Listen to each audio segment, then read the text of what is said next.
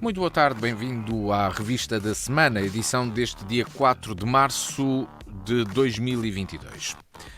José Faustino e Silvério Cunha, boa tarde, bem-vindos ao programa de hoje, onde, um pouco à semelhança do que fizemos há 8 dias, não poderemos deixar de falar quase, digo, na totalidade da situação e da guerra na Ucrânia. Esta invasão russa na Ucrânia já faz com que a guerra dure há 9 dias, uma operação militar que avança com mais sucesso por parte dos russos a sul, sendo que a oeste e a norte, especialmente no cerco a Kiev, o avanço territorial é feito mais lentamente. Bem, vamos falar sobre o tempo da guerra, entre a agonia da Ucrânia, como se pode dizer, e o cansaço russo. Boris Johnson teme que a Rússia quer fazer uma groznificação, e a palavra é do primeiro-ministro britânico, das cidades ucranianas. Ou seja, a destruição total por bombardeamentos para depois as poder ocupar, já que a guerra rua a rua, em grandes cidades, dá sempre muito maus resultados para os atacantes também. José Faustino, estamos no 9º dia de operações. Será que o pior está mesmo ainda para vir e muito pior? Poderá vir a acontecer isto? Boa tarde. O pior está para vir. Estes 9 dias são apenas 9 dias de princípio de uma era nova. Aqui é que passa a haver um novo normal. Não é aquele novo normal que o governo falava, por causa do vírus, e agora é que passa a haver um novo normal. E isso é bom antes de entrarmos propriamente na guerra, como ela está a evoluir, o que havia antes e o que há agora depois. E o que havia antes foi um logo em que muitos caímos, eu próprio.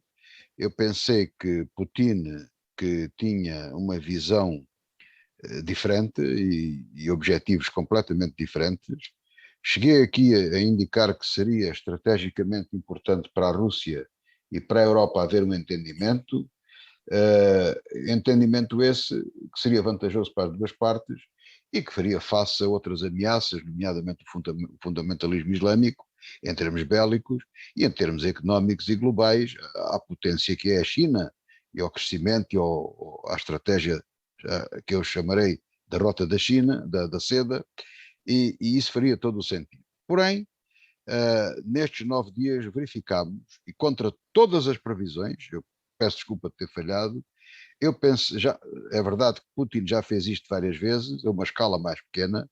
Eu pensava que ele apenas ficaria para a zona do Donbass, discutíamos aqui há 8 dias, com o risco de termos gravado em cima do acontecimento, e eu não queria acreditar naquilo que estava a ver. O Matias bem insistia, mas eles entraram aqui, eles entraram ali, isso ainda não é confirmado.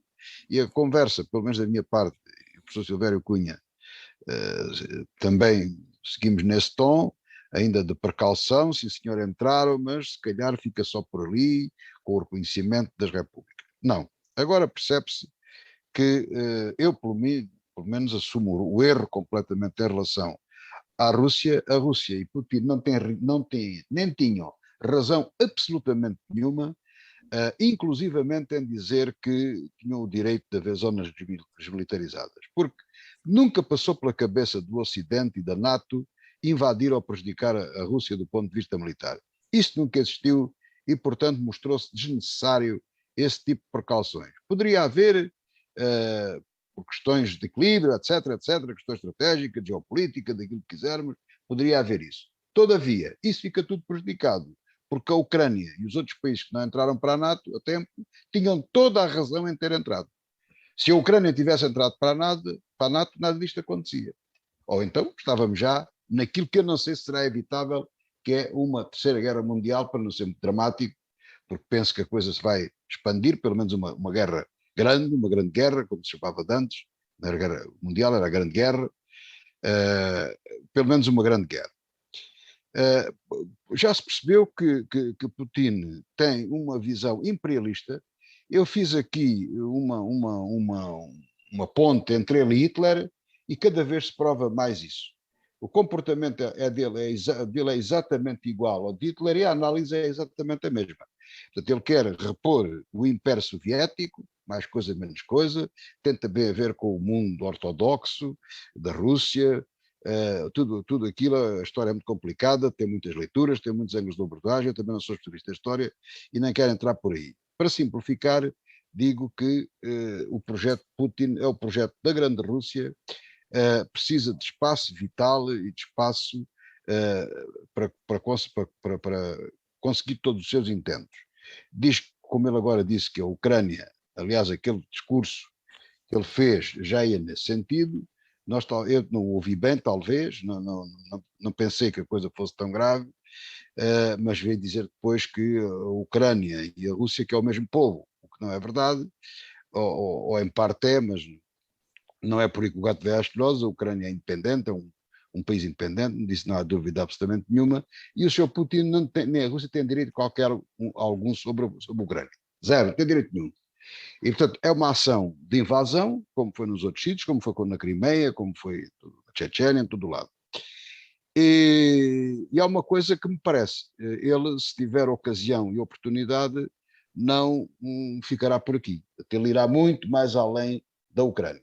Portanto, já se percebeu que o que ele quer é invadir a Ucrânia, quer tomar conta, direto ou indiretamente, da Ucrânia, e certamente partir para outros pontos, se isso lhe for permitido.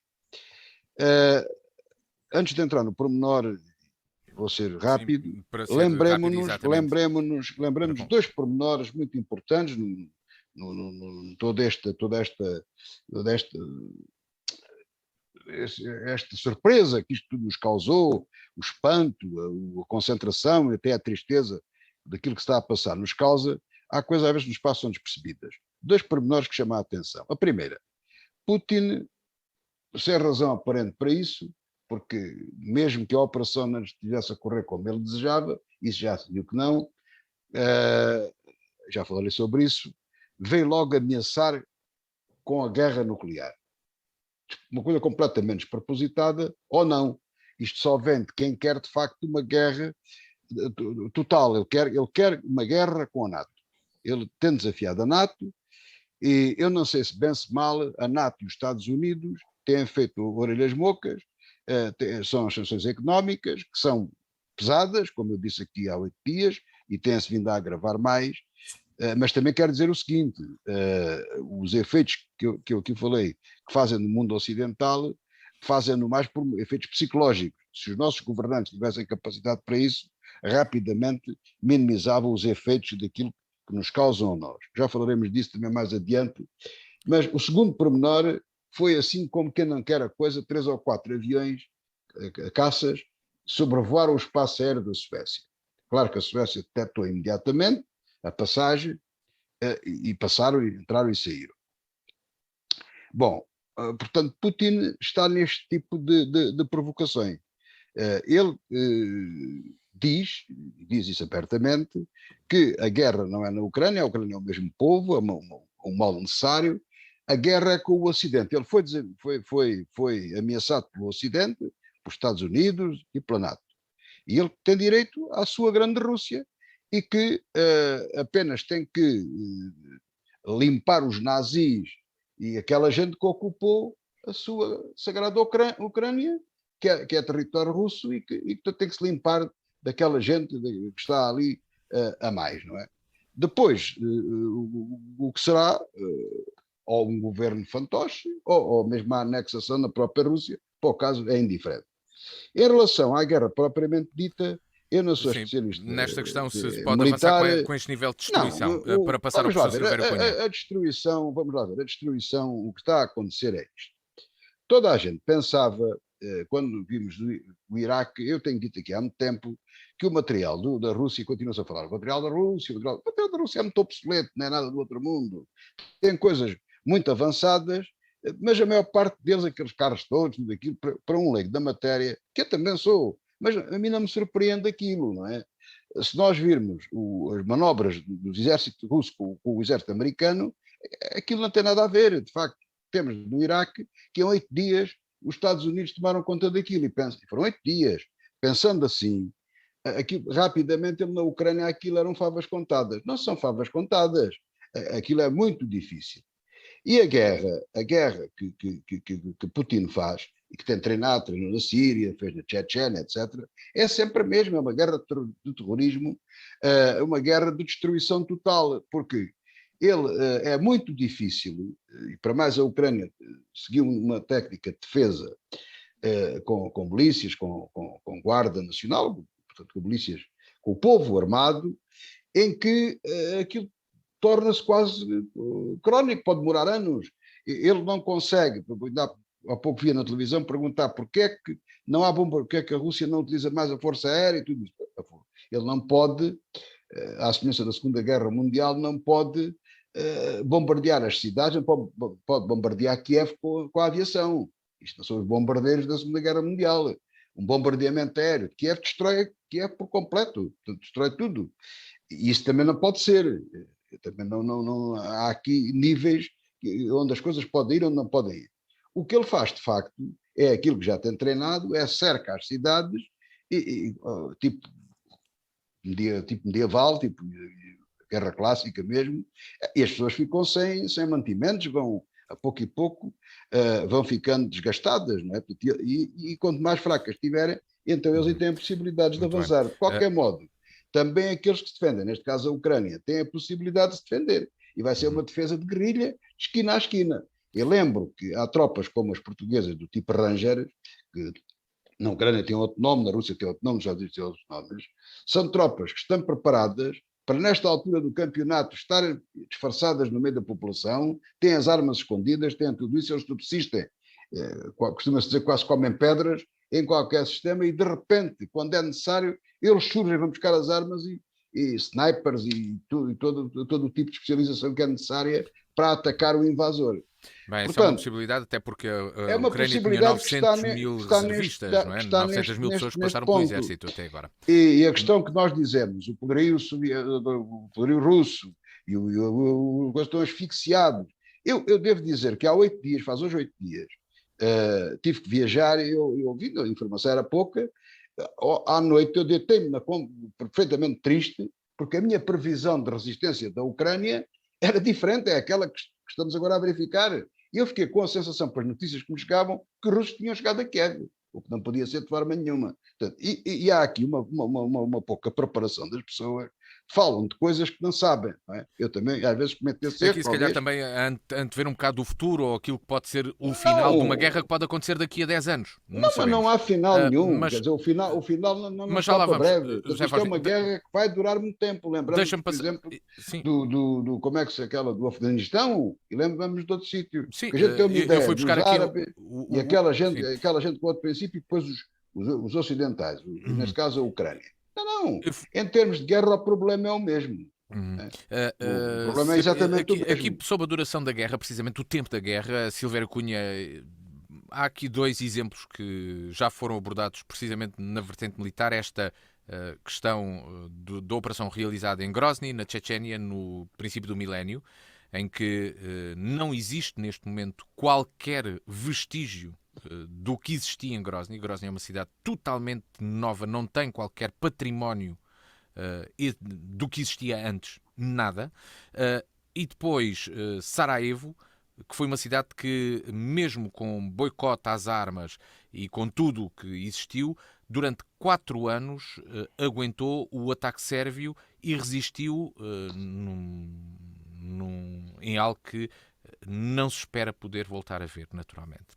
Silvério Cunha, como analisa estes 9 dias de guerra e, claro, o tempo desta guerra entre a agonia da Ucrânia e o cansaço russo?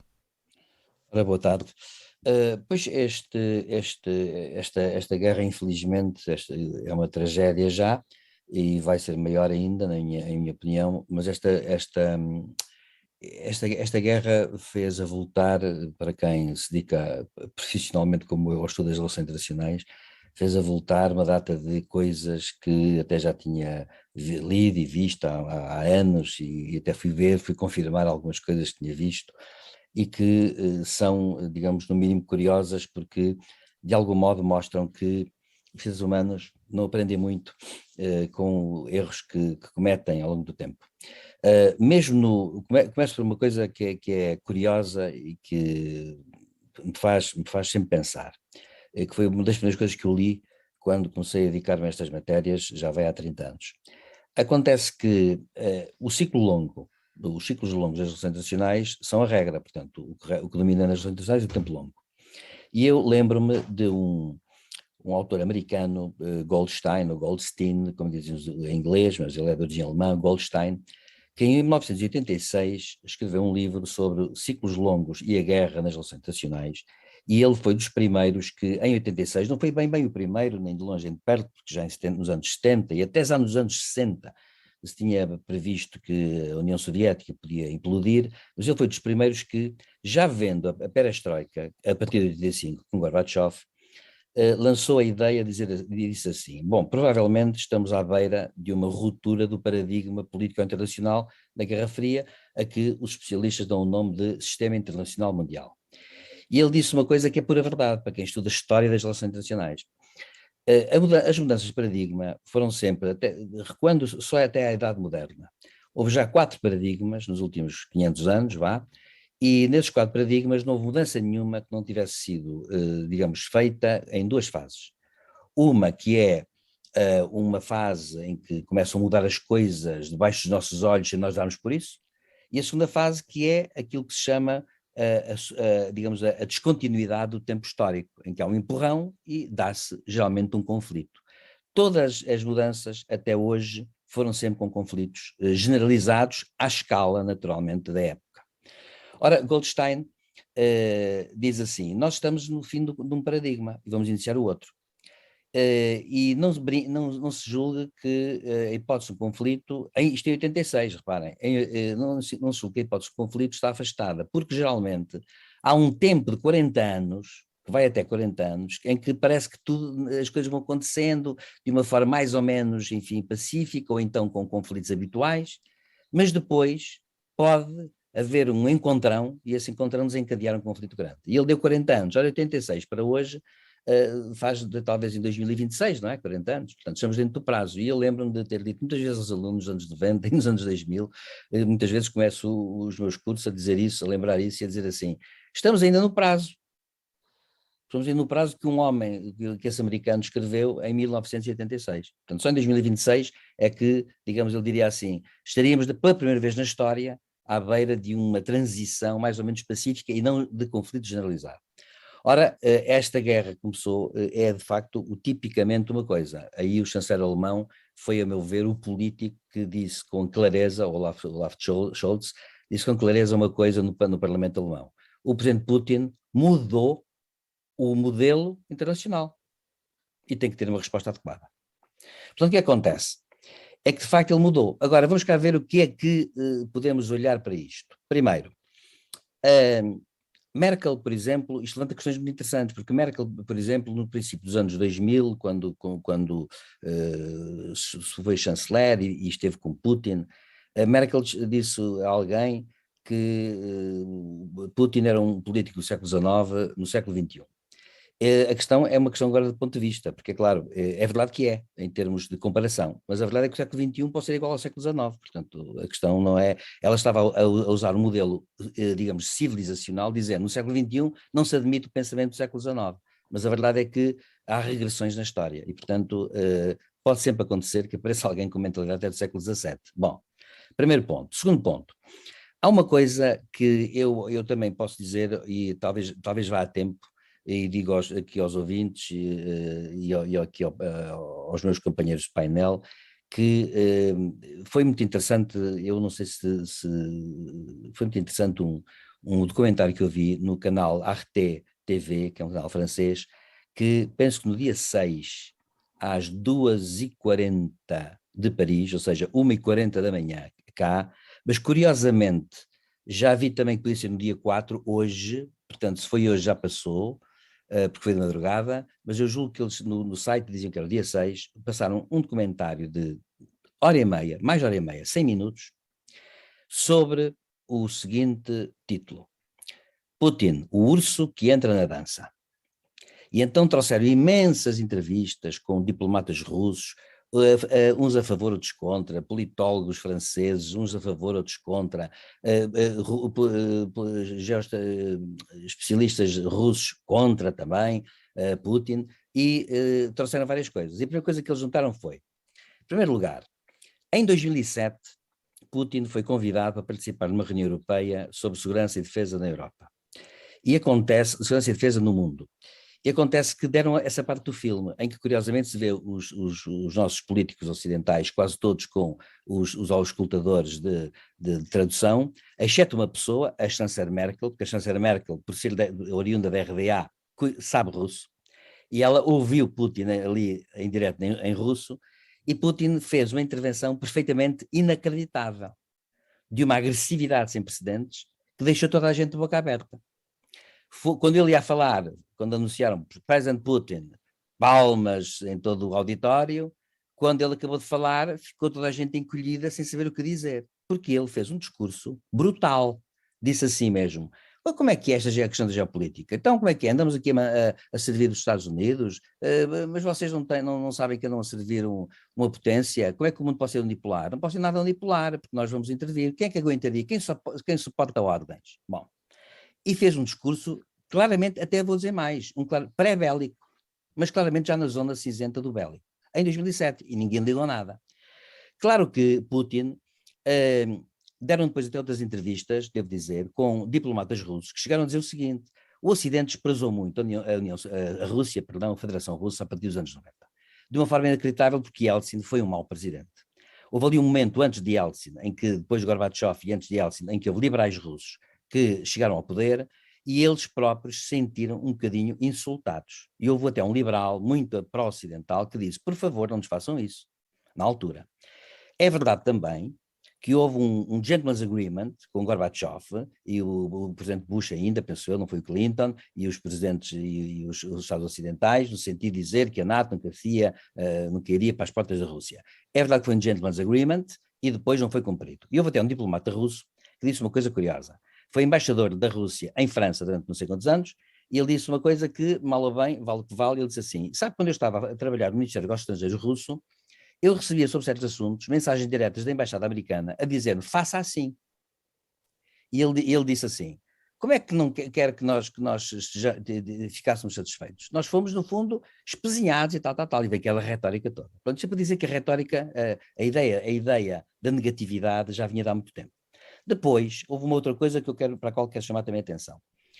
Para concluir então. Em 2021, Putin escreveu um ensaio, ou alguém escreveu por ele, mas quer dizer, um ensaio longo, que eu por acaso já obtive a versão francesa do ensaio, até pus na minha página do Facebook toda para se ler, em que Putin intitulara assim, as afinidades entre os povos da Rússia e da Ucrânia.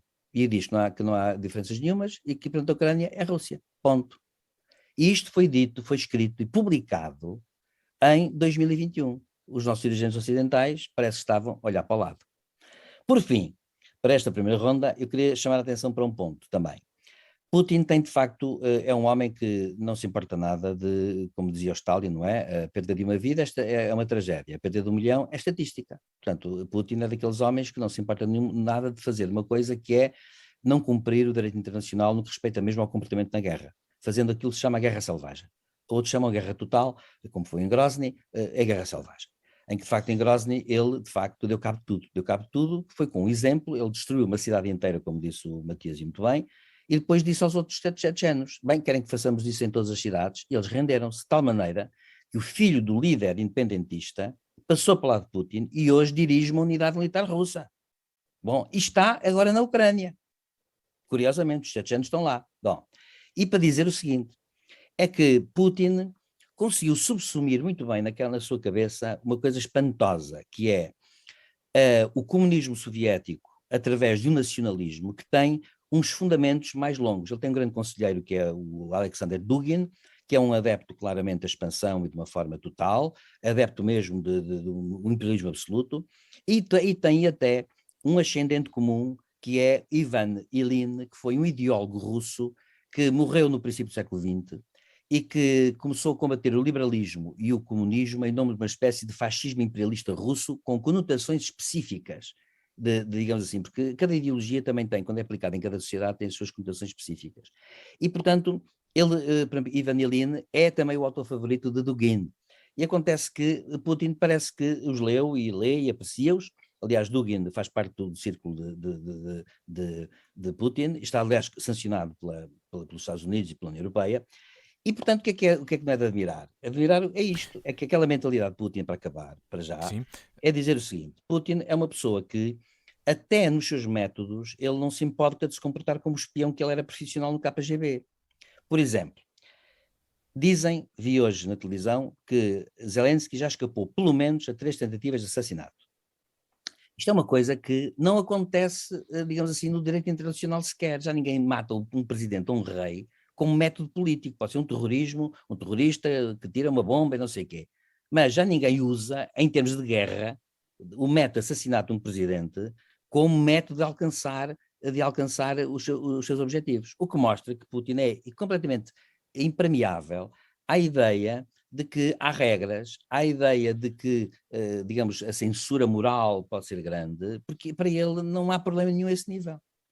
E reparemos até numa coisa curiosa, Putin, se fosse um utilitarista puro, dizia assim: eu não vou matar Zelensky, até devia fazer-lhe uma coisa, que era abrir-lhe a porta e dizer assim: senhor ex-presidente, ganhando a guerra, claro, senhor ex-presidente, faça-o de sair e vá para um país ocidental à sua escolha. E aí o Putin ficava, toda a gente ficava maravilhada com o Putin. Não, Putin vê mesmo no assassinato dele aquilo que deve ser feito, mas ele faz isso, já fez isso nos países ocidentais aos seus oposicionistas, Navalny, por exemplo, mas houve outros. Em suma, eu Exato. não me admiro nada, portanto, eu acho que, para já, acho que isto vai ser terrível. Não Muito está a bem. correr como. Eu acho que numa segunda volta podemos voltar a falar disso. Não está a correr como Putin quer, mas a verdade é esta: é que Putin, de facto, não tem problema, porque é também o senhor do relógio até certo ponto. Agora, há uma coisa que eu espero que aconteça, que é. Ele também foi uma reação que ele não esperava. Ele também nem tudo era esperado por ele. Foi a reação da Europa no seu conjunto e do Ocidente no seu conjunto, que de repente, digamos assim, tomou viu a questão com outra perspectiva. E ele julgava que não. E mais, ele é tão ditador que julgava que uma Alemanha com uma coligação tripartidária era, por definição, um poder fraco. Porquê? Porque ele concentra o poder. E acontece que ele concentra o poder, que ele mete medo aos seus conselheiros. Então a gente viu aquele Sim, célebre filme em que os ele vários, ralhou exatamente. ao diretor dos serviços secretos. Bom, em suma, portanto, eu acho que Putin está disposto a ir até Faça onde for isto, necessário. sim, faça isto, José Faustino, acelerando aqui, sendo agora um pouco mais sintético. Eu dei aqui um pouco mais de tempo ao Silvério Cunha nesta explicação, mas pronto, temos mesmo de acelerar. Haverá espaço para negociações de paz? Já vão na segunda ronda, pode haver uma terceira. Haverá espaço para isso? Podem a China e a Índia intervir, ou será mesmo só o presidente norte-americano que pode travar Putin? Não, vamos lá ver. Eu duvido muito. Vamos lá já arrumar essa parte. Eu duvido muito que Putin aceite o presidente dos Estados Unidos, não é? Portanto, eu acho que há, há, há dois ou três países que se podem assumir como árbitros nessa matéria, desde logo a China, a Turquia, que é da NATO e está a apoiar a Ucrânia, mas tem bons relacionamentos e negócios com Putin, Israel, que há ali uma ligação entre os judeus, o próprio Zelensky é judeu e há uma grande ligação entre os judeus e a Rússia, como sabemos, e eles já se disponibilizaram também para isso. Eventualmente, até do ponto de vista ocidental, talvez ele aceitasse a Alemanha, talvez, para uma certa afinidade. Tem havido muita conversa com o presidente Macron, esse já não acredito tanto, mas portanto vejo apenas estes como possíveis.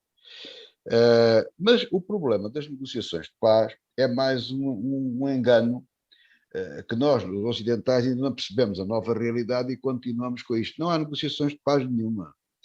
Há uma tentativa de chegar a um acordo de rendição.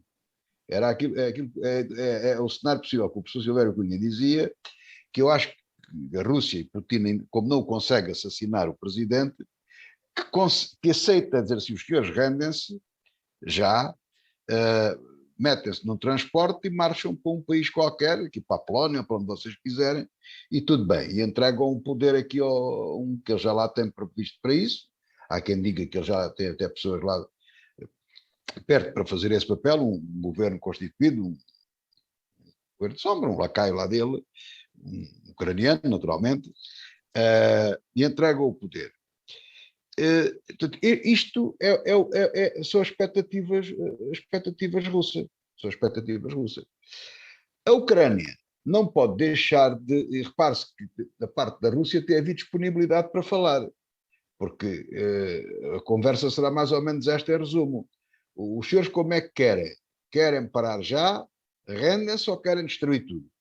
E da parte da Ucrânia, o que se pretende é um cessar-fogo no sentido de chegar a um acordo, aceitando eles, provavelmente, a perca das regiões autónomas, a outra parte lá de baixo, que agora não lembro o nome, e pronto, arranjar uma saída airosa para aquilo.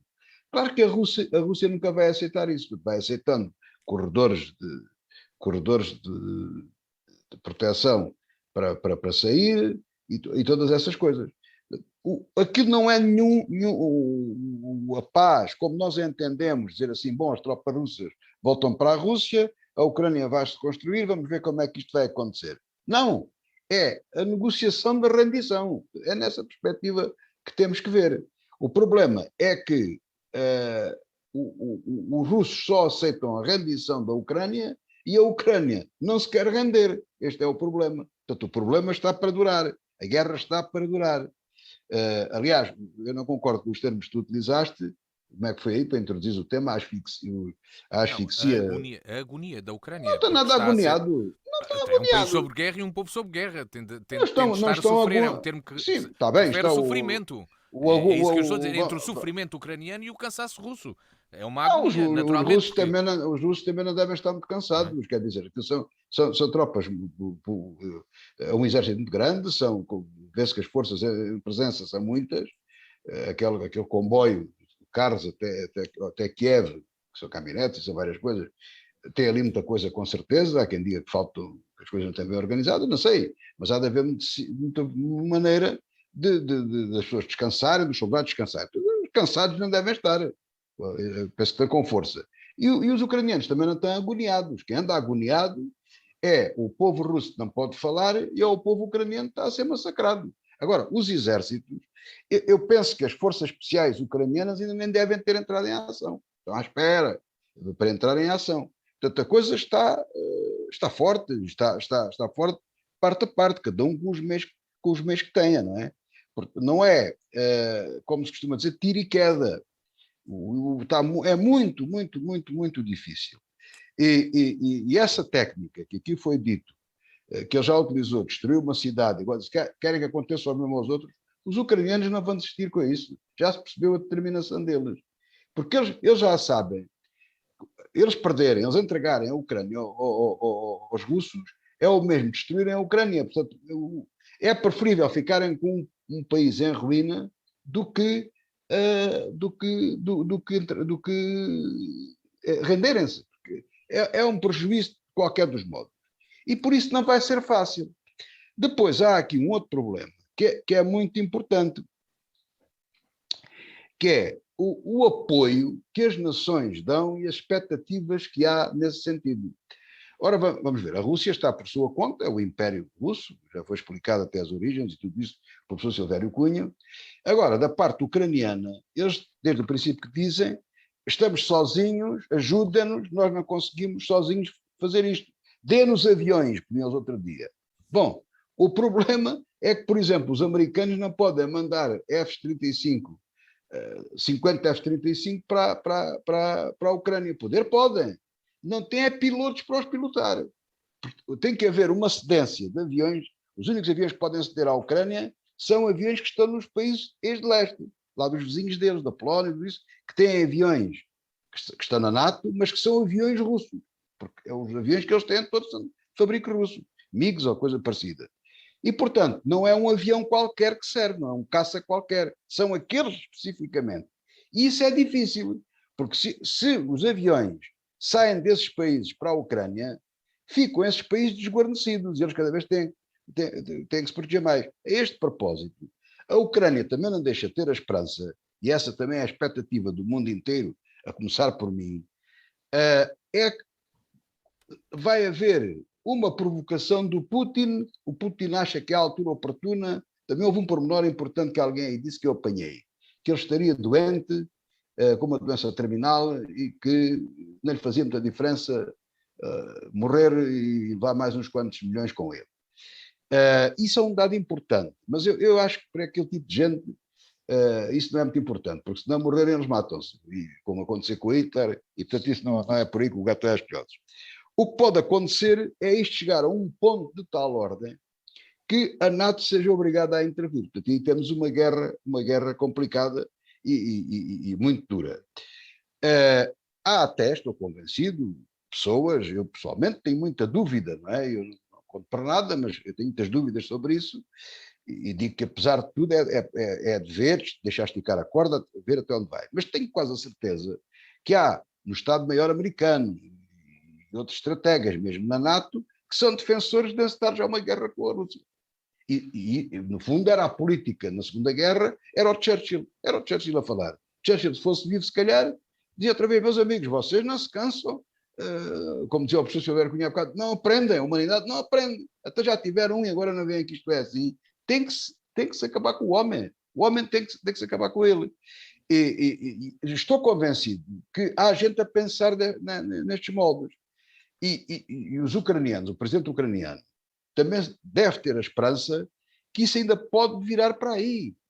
E a guerra, na perspectiva deles, não está totalmente perdida. Tudo leva a crer que, se seguir os seus rumos normais, se não entrarmos numa grande guerra, etc., que a Ucrânia perderá a guerra. Isso não há dúvida nenhuma. Agora, eles têm a esperança que poderá não ser assim. Portanto, desde logo, pela resistência que eles vão fazer, não por qualquer tratado de paz, isso não vai levar a lado nenhum, porque ele não se vai render, ou porque a guerra eleva-se a um segundo nível, o nível de grande guerra, e aí eles têm aliados, e aí não quer dizer que pode haver uma grande destruição a nível da Europa e do mundo, mas não quer dizer que Putin ganhe, estou convencido que Putin perde. Como Hitler perdeu, Putin também perderá. Não há dúvida nenhuma, porque se os americanos ou a NATO entrarem em ação, não é aquilo que estamos a ver na Ucrânia, aquilo é de outra maneira. E mesmo mesmo a nível nuclear é muito complicado, mas também não é como se pensa à primeira vista, porque há mísseis antimísseis e há muita coisa. Putin é capaz de ser suficientemente ousado para mandar um míssil nuclear para os Estados Unidos, é capaz, mas aí também recebe. Isso aí não há dúvida nenhuma. Portanto, aí é destruição por destruição. Não sabemos até que nível é que as coisas vão. Portanto, eu estou convencido que isso está a ser estudado neste momento. E por isso é que isto é o novo normal. E só para terminar neste aspecto, é importante que se comece a pensar o seguinte: o tempo fofinho das bolachinhas e do leitinho e dos gatinhos fofinhos, tudo muito bom, isso acabou. Neste momento, Portugal e os outros países têm que cumprir 2%, pelo menos, ou 3% do seu orçamento para armamento e para defesa. Têm que cumprir os acordos de Tananato, ou até ampliá-los mais. É bom começar a pensar-se nisso. Quer dizer, não vale a pena, as armas, credo, não, toda essa coisa, esse pensamento ocidental, isso acabou. Neste momento, temos de nos preparar para dias complicados. Se queremos ter paz e continuar a viver em paz, temos que preparar a guerra. Não há dúvidas nenhuma disso. Silvério Cunha, será possível haver resultado destas negociações de paz, ou será, aqui como o José Faustino disse, são negociações para a capitulação da Ucrânia, que, por exemplo, a embaixadora já disse que o regime não capitulará. Claro. Eu estou convencido de que, concordo com o José Faustino desde já neste ponto, eu penso que naturalmente Putin só quer a rendição, portanto, quando muito negocia na base da rendição. É evidente que ele realmente a princípio pensava-se que queria ficar com o Donbass, a verdade é que ele já quer conquistar a Odessa, quer ficar com toda aquela zona do Mar Negro, e depois, claro que há depois aqui outro elemento engraçado do ponto de vista histórico.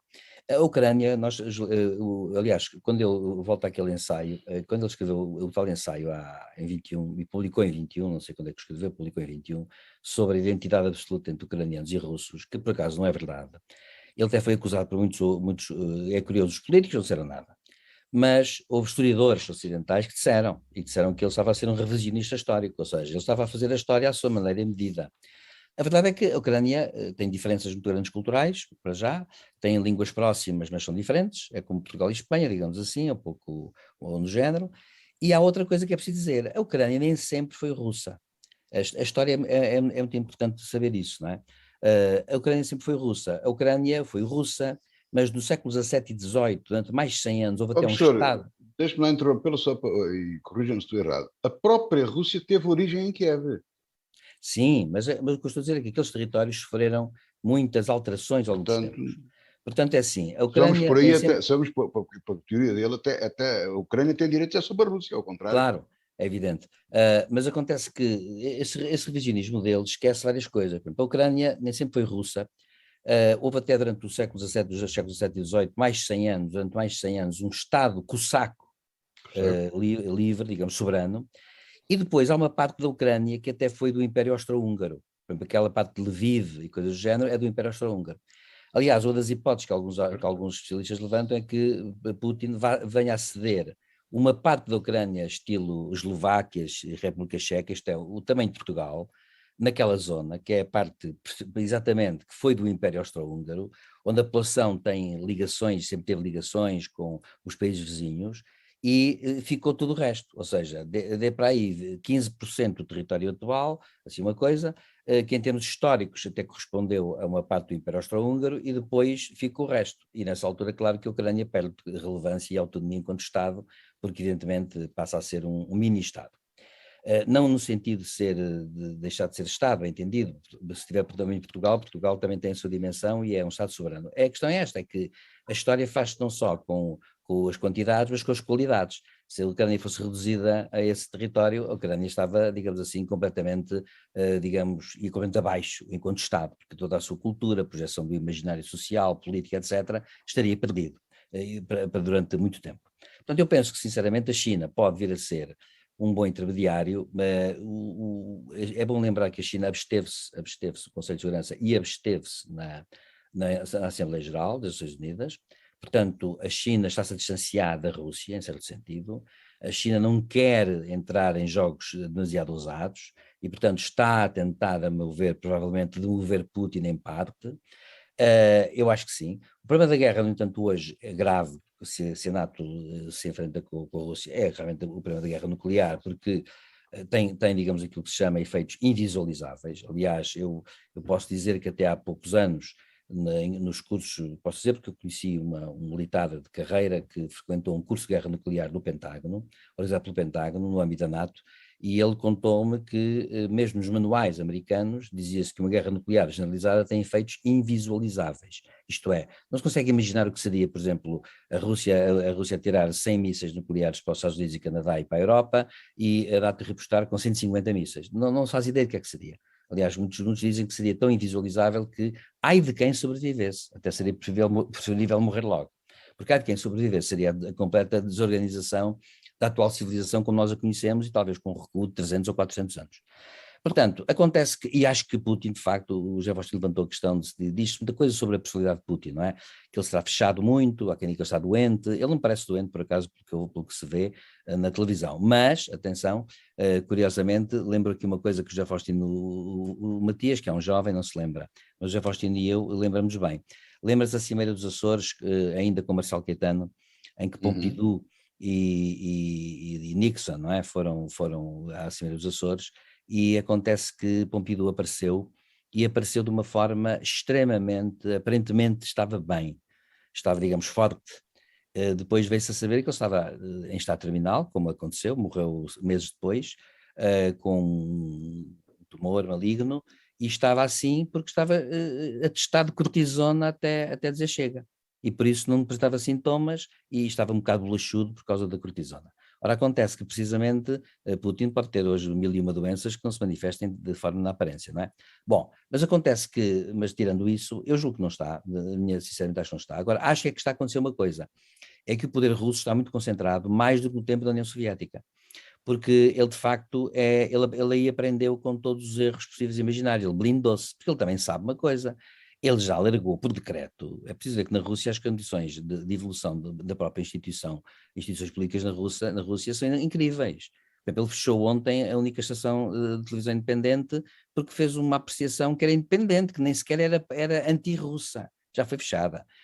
A Duma foi emitido um decreto que prevê agora penas de prisão entre 10 e 15 anos para quem for fazer aquelas manifestações que nós vimos aí agora em Moscou ainda.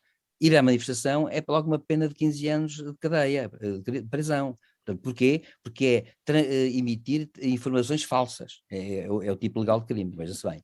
Portanto, o que acontece é que, de facto, nós estamos perante uma personalidade que concentrou o poder totalmente nele, dá lições a toda a gente e, portanto, acontece que até assinou um decreto que já lhe permite ser presidente sem eleições até 2036, ou seja, ele em 2036, se for vivo, ele tem 69 anos, se for vivo, portanto estamos a falar de uma pessoa que tem 80 e tal anos. Ele já prevê isso, certamente se estiver vivo e tiver todo o poder na altura, ainda vai prorrogar para só sair quando morrer. Portanto, isto é típico das pessoas que têm o poder muito concentrado.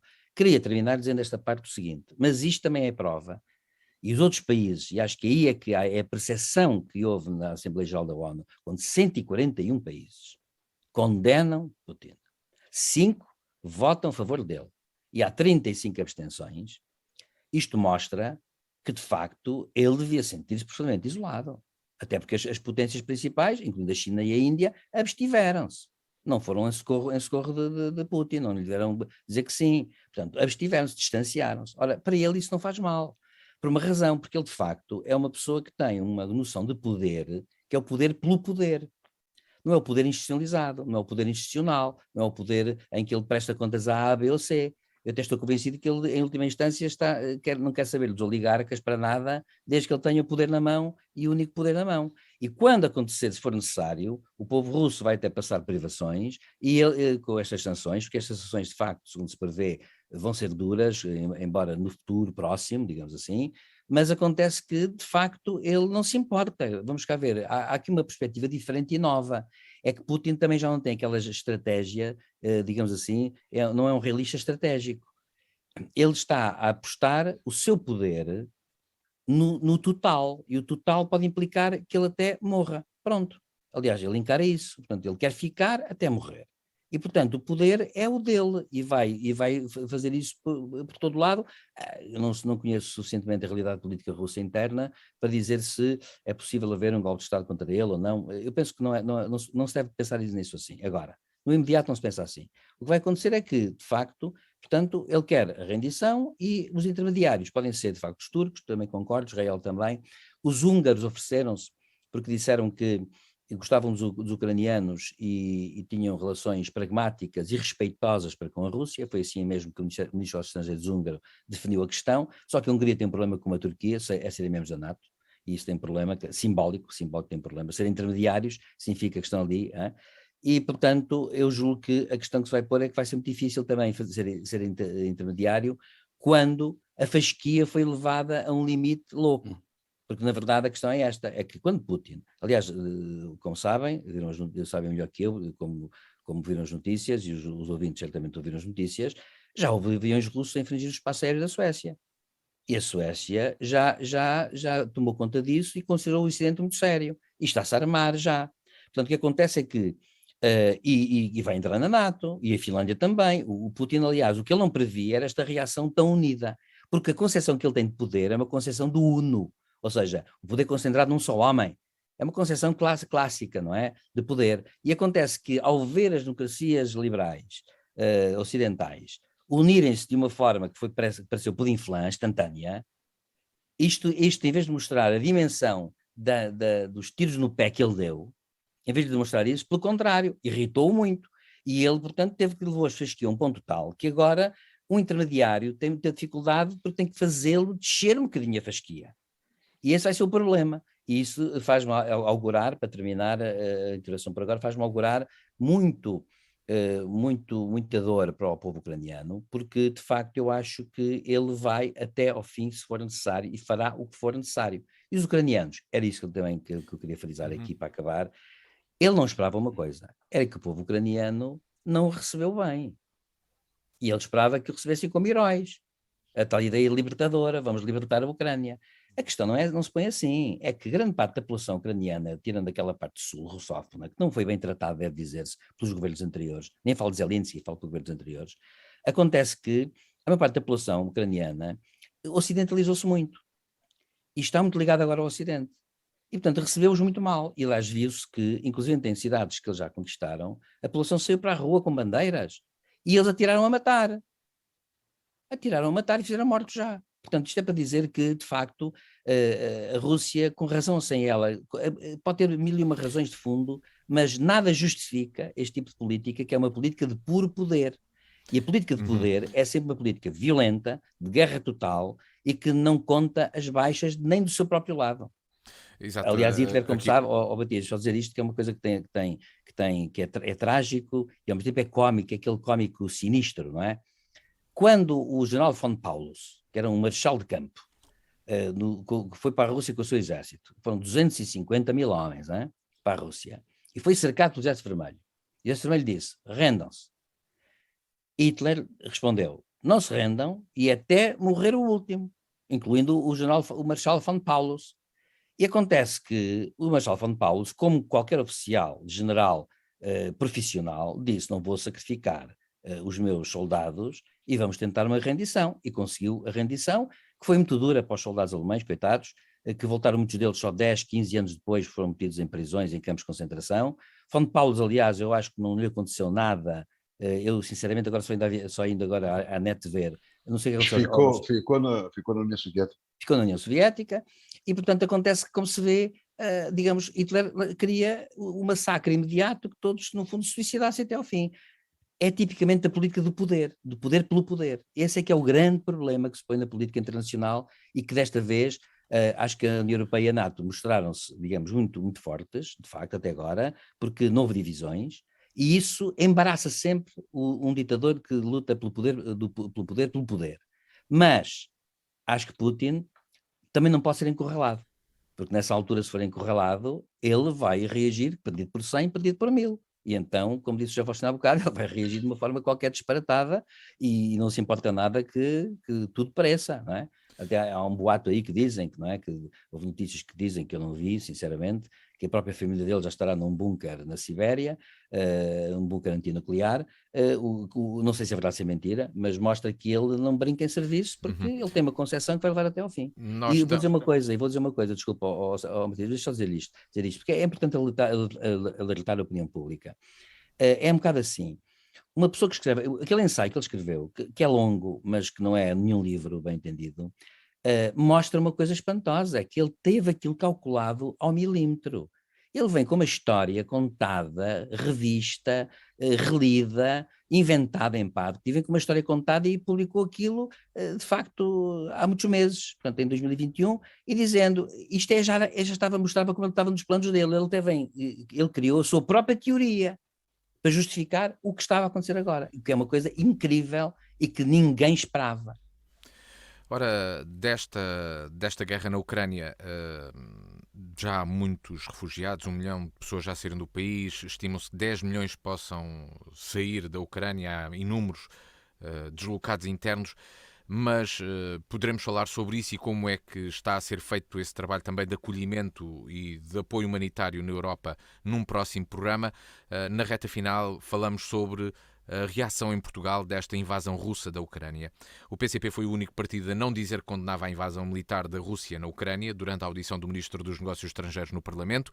A Assembleia Municipal de Évora votou favoravelmente uma moção de condenação da agressão apresentada pela coligação PSD-CDS, mas também aqui os comunistas votaram contra, posição que viria a ser repetida no Parlamento Europeu.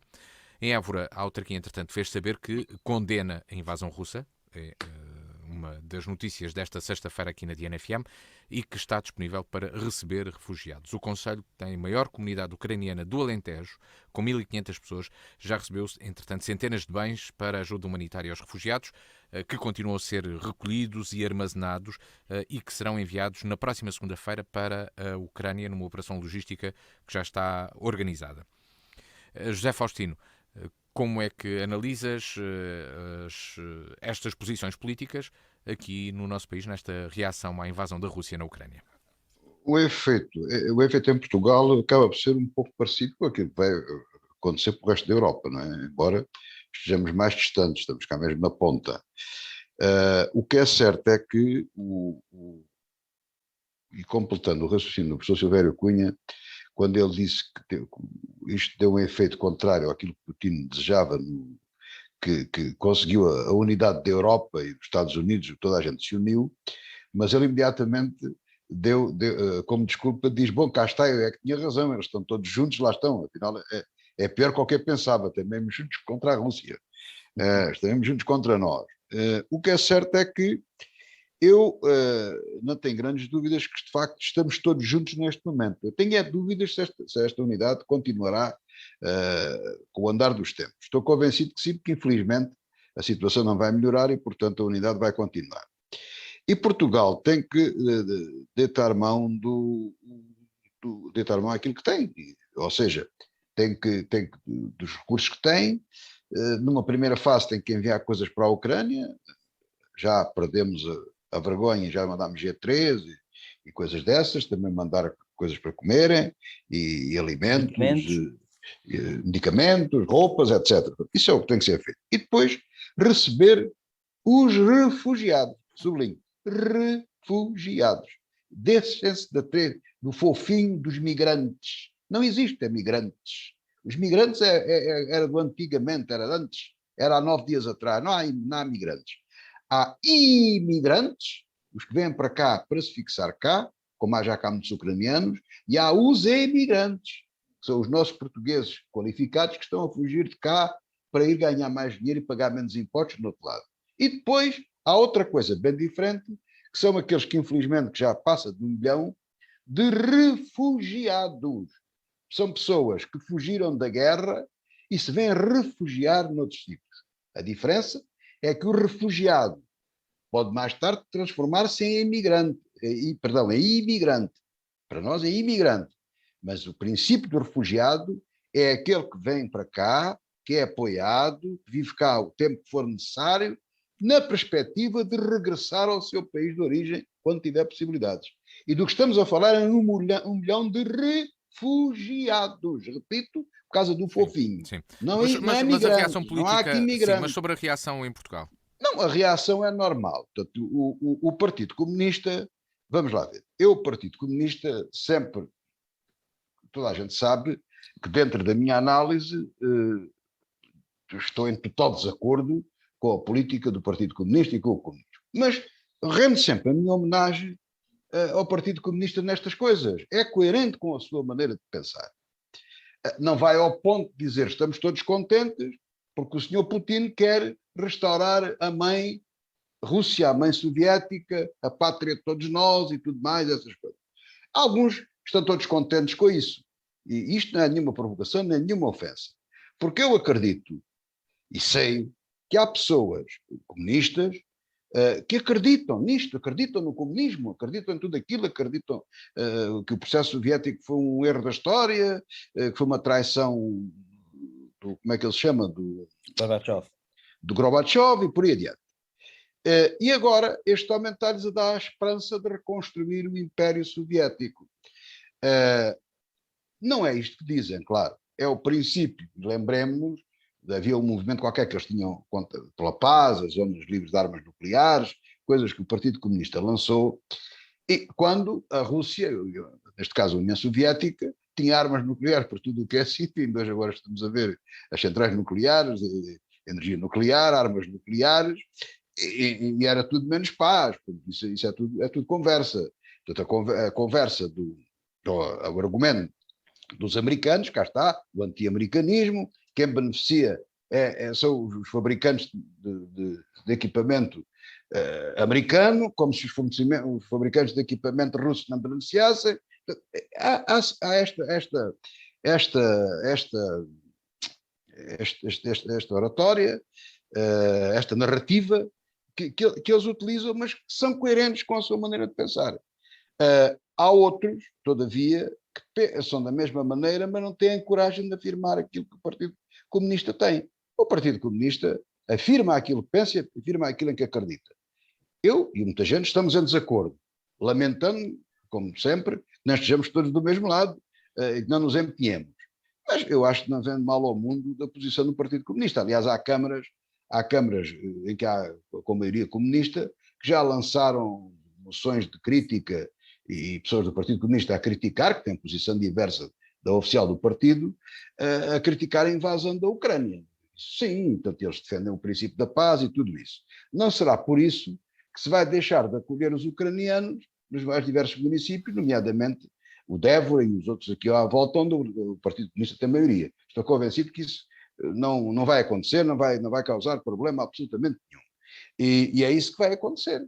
Os sítios onde é necessário, há falta de mão de obra, mais ou menos qualificada, e os ucranianos são bons trabalhadores, eu pessoalmente conheço alguns, já trabalharam muito perto de mim, e a gente trabalha, gente muito aplicada, e portanto são bem-vindos a Portugal, e aquilo que Portugal tem que fazer é aquilo que todos os outros têm que fazer. Claro que há a dimensão que têm. A Espanha receberá muito mais gente, os outros receberão muito mais gente, mas, digamos, em termos nacionais, é uma ajuda que vale a pena do ponto de vista humano, e estes refugiados ucranianos também trazem uma mais-valia importante ao país.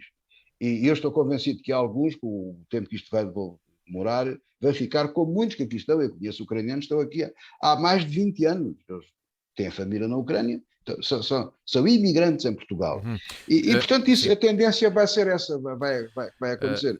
Agora, se um dia, se Putin não ganhar, isso é grande, e essa unidade da Europa se mantiver, e se a Ucrânia vier a realizar o seu sonho de entrar para a União Europeia, aí vamos ter um grande país na União Europeia, uma economia extraordinária, eles vão ter um nível de vida extraordinário e que não vão ficar em Portugal, porque nessas circunstâncias a Ucrânia daria um pulo muito superior ao nosso, iam para a terra deles, e Deus queira que isso aconteça. Silvério Cunha, que análise faz esta reação da invasão russa da Ucrânia no nosso país?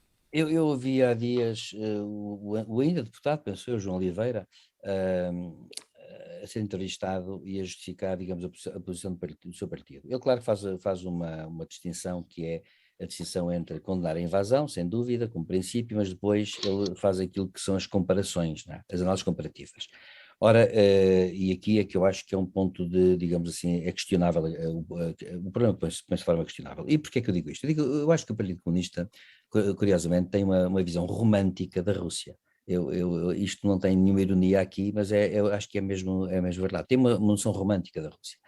Tem um profundo anti-americanismo por razões históricas e geoestratégicas, que passaram para a cultura, para a visão político-cultural, e tem, portanto, um modelo na cabeça que é o modelo de que a Rússia, por natureza e por definição, digamos assim, está sempre bem, mesmo que, é como o caso, aliás, da Coreia do Norte, não é? Em que tem sempre razão, independentemente do que aconteça lá. Ora bom, a questão é esta, é que eu acho que o Partido Comunista, e digo isto com toda a minha boa vontade e sem problema nenhum, acho que tem essa visão romântica, que é uma visão que não corresponde à realidade. Como já Faustino disse há bocado, Putin tem uma visão que vai muito para além do seu antigo sovietismo.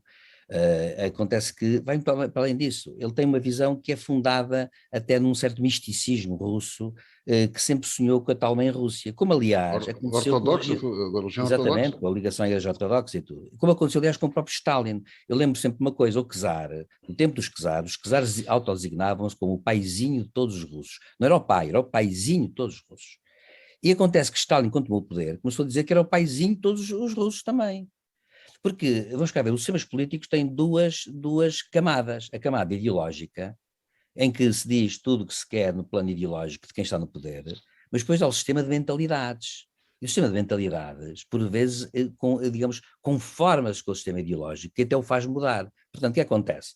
é que isto é que faz, por exemplo, com que o comunismo chinês seja o que é. De certa forma, a China, por exemplo, é aquilo que Marx nunca foi capaz de imaginar, que é um país que tem terríveis problemas ambientais para aqui e para acolá e não cumpre normas mínimas para aqui e para acolá. Ora bom, isto foi assim, o comunismo chinês é uma tradução espantosa, digamos assim, da adaptação de uma ideologia a um sistema de mentalidade existente. Ora, com a Rússia foi a mesma coisa.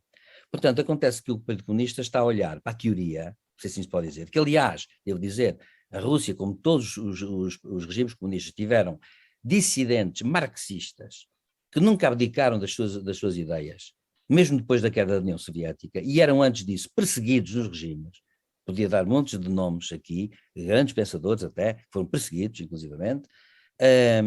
E acontece que, de facto, o que está a suceder é uma coisa um bocado paradoxal, é que essa visão romântica da Rússia está a justificar aquilo que, aliás, como eu já disse, num artigo que o filósofo marxista Zizek publicou ontem, na Itália, ele publicou um artigo dizendo mesmo isto, dizendo que a Rússia pode ter muitas razões de queixa do Ocidente, mas isso não justifica nada do que está a acontecer. Portanto, é bom que se diga, não justifica nada, os métodos, etc. E ele até faz uma análise profunda das raízes, digamos assim, profundas em que se ancora esta visão do poder.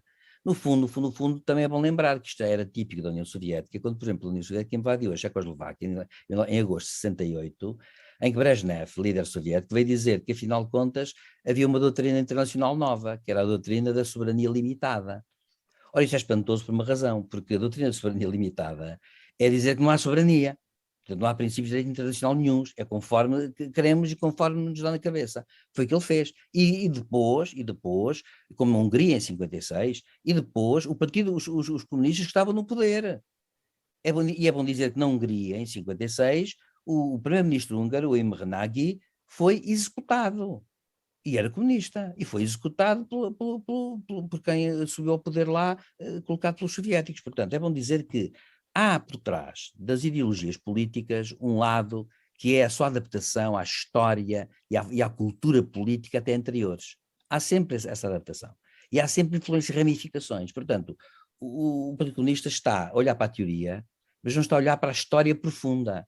E a história profunda, a meu ver, indicaria outras coisas. Portanto, indicaria que nós devíamos olhar para questões centrais, como por exemplo esta visão do poder que é unívoca. A visão unívoca de poder é uma coisa velha na história, vem dos imperadores mongóis, digamos assim. E acontece que essa visão unívoca da história é uma visão terrível, porque é uma visão, a meu ver, que o Ocidente superou. Com razão ou sem ela, a questão é esta, superou. E devo dizer outra coisa para acabar, se me permita, só isto. Há só duas teorias da democracia: a representativa liberal e a do Rousseau, que nunca existiu, nunca foi aplicada, nunca, nem a União Soviética aplicou.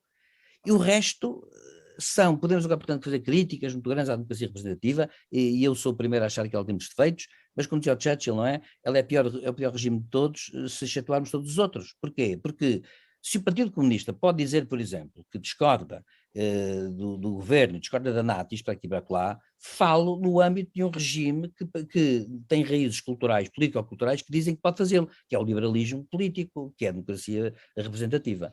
Portanto, se nós podemos ter todos discussões aqui na rádio, etc., é graças a uma Constituição que diz isso, que nos dá esses direitos para aqui e para lá. Ora bom, e não somos internados amanhã num campo de concentração.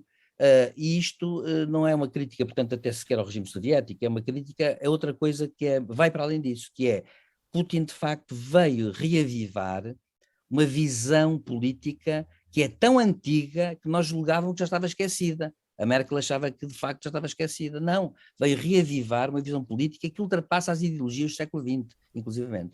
Nos mete lá para o fundo do século XVII, o imperador Pedro, o Grande, etc., é por aí fora, e que nos vai para ali fora, mete-se por ali fora. E eu devo dizer, deixe-me só dizer uma coisa, que eu assisti a um debate muito interessante num desses canais estrangeiros, em que um dos grandes especialistas na Rússia é especialista precisamente nisso, e ele veio falar da guerra selvagem, da guerra total, e veio dizer o que era a alma russa.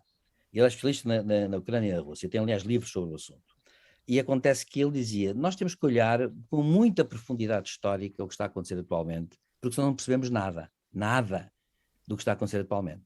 Portanto, eu acho que a situação é mais grave até do que se possa pensar, porque estão em causa movimentos, estamos, para terminar, estamos a assistir a um movimento tectónico. Ou seja, é como se fosse um sismo. O que aconteceu foi como se fosse um sismo. As placas mudaram. E é por isso que eu penso que hoje estamos a iniciar o paradigma verdadeiro em que tivemos um interregno de 30 anos. E agora estamos a chegar ao paradigma verdadeiro. O que eu lamento é que nós já tínhamos estado por isso há 15 anos. E não demos por isso. Assim chegamos ao final do programa desta semana. A revista da semana regressa de hoje a 8 dias, aqui à DNFM, sempre sexta-feira às 18 horas e também ao domingo às 14, ao sábado às 14, perdão, e pode escutar-nos e ver-nos também na página dnfm.com. Muito obrigado, José Faustino e Silvério Cunha. Até de hoje, uma semana. Boa tarde. Boa tarde.